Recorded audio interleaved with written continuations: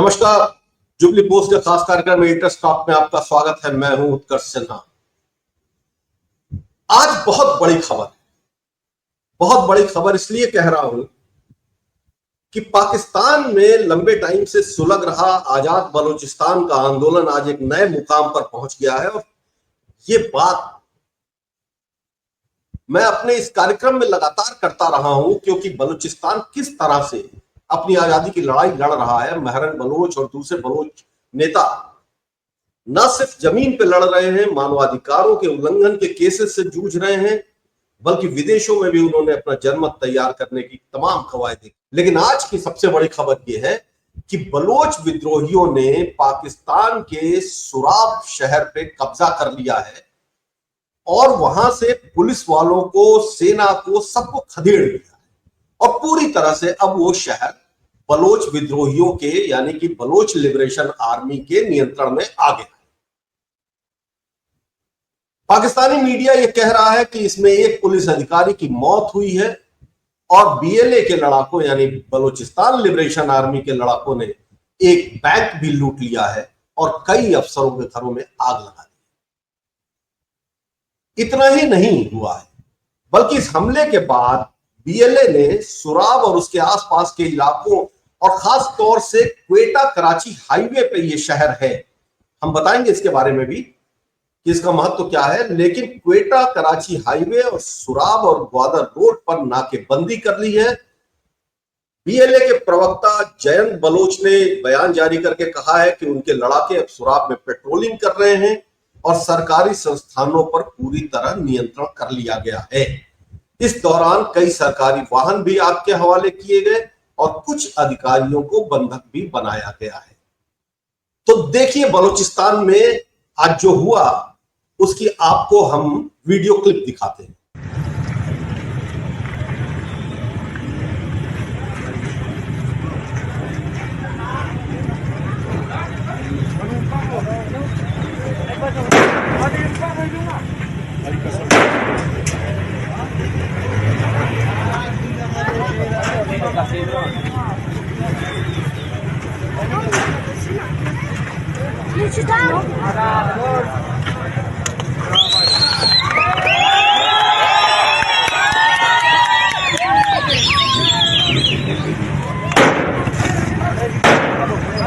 और अब बात सुराब के महत्व की। सुराब एक ऐसा शहर है जो क्वेटा यानी बलूचिस्तान का सबसे बड़ा शहर क्वेटा और कराची जो पाकिस्तान का सबसे बड़ा बिजनेस सेंटर है, तो क्वेटा और कराची को जो हाईवे जोड़ती है M65 उस पर है सुराब शहर। और यह इलाका इसलिए भी रणनीतिक रूप से महत्वपूर्ण है कि यहां से बलूचिस्तान को रसद और प्रशासनिक सप्लाई होती है। यानी पाकिस्तान की हुकूमत बलूचिस्तान में अपने नुमाइंदों को, अपने अफसरों को, अपने फौज को, अपनी पुलिस को जो सप्लाई देती है वो इसी रोड से देती है। तो आज जब ये शहर कब्जे में है, जब ये हाईवे नाकाबंदी में है, तो जाहिर सी बात है कि पाकिस्तान का कनेक्शन फिलहाल बलूचिस्तान से टूट रहा है और यह बड़ी गहरी सेंध है कराची और क्वेटा के बीच सरकार की पकड़ के भीतर। पाकिस्तान के बलूचिस्तान में हालात अब काबू में नहीं रहे, इस बात को कहने में कोई गुरेज नहीं है। हथियारों से लैस जो बलूचिस्तान लिबरेशन आर्मी है वो एक के बाद एक लगातार पाकिस्तानी सेना को कमजोर कर रही है, उस पर हमले कर रही है। कुछ दिन पहले पाकिस्तानी फौजियों से भरे हुए एक बस को और उसके पहले पाकिस्तानी फौजियों से भरे हुए एक ट्रक को बलोच विद्रोहियों ने निशाना बनाया था और एक भी पाकिस्तानी जवान बच के नहीं निकल पाया।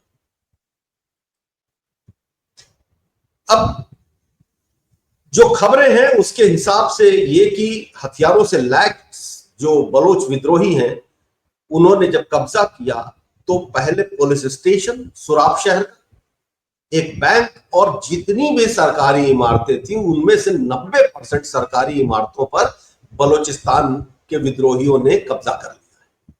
वहां से पुलिस और सुरक्षा बलों को खदेड़ दिया गया है। लेकिन सबसे इंटरेस्टिंग बात क्या है कि इस बीच में पाकिस्तान की पुलिस और पाकिस्तान की सेना की तरफ से भी कोई प्रतिरोध नहीं हुआ, यानी कोई बड़ी गोलीबारी नहीं हुई।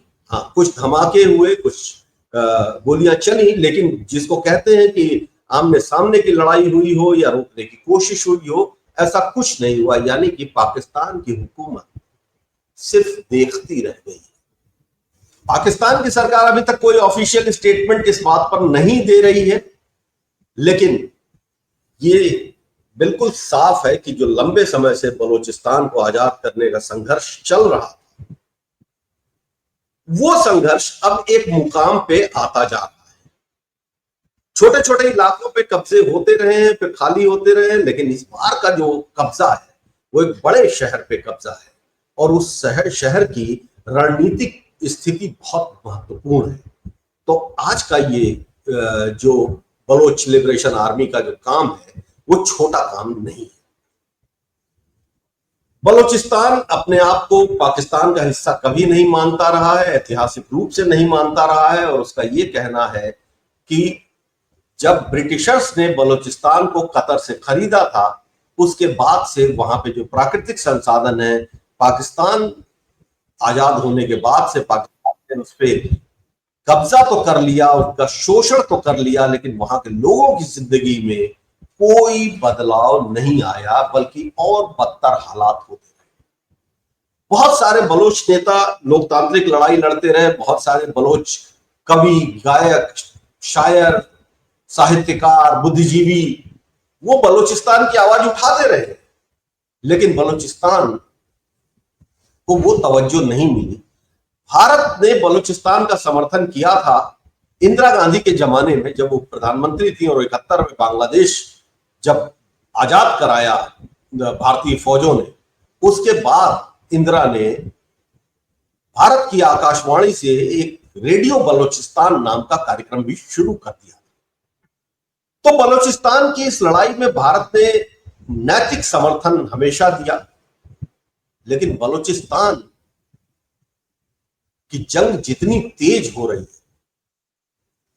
उसके भीतर पाकिस्तान के साथ साथ चीन का भी संकट बढ़ रहा है, क्योंकि चीन ने अपनी इकोनॉमिक ओर से जिस बंदरगाह को जोड़ा है, जो ग्वादर नाम का बंदरगाह है, वो बलूचिस्तान के हिस्से में ही आता है, और अब चीन का वो आर्थिक गलियारा भी खतरे में पड़ा।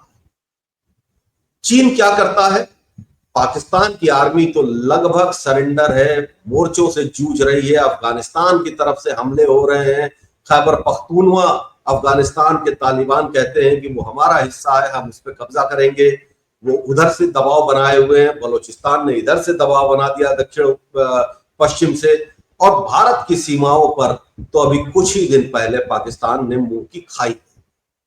तो अब ऐसे में बलूचिस्तान के इस संघर्ष को पूरी दुनिया से समर्थन मिलना चाहिए, और बलोचों की इस लड़ाई को अब किसी फैसले तक पहुंच जाना चाहिए।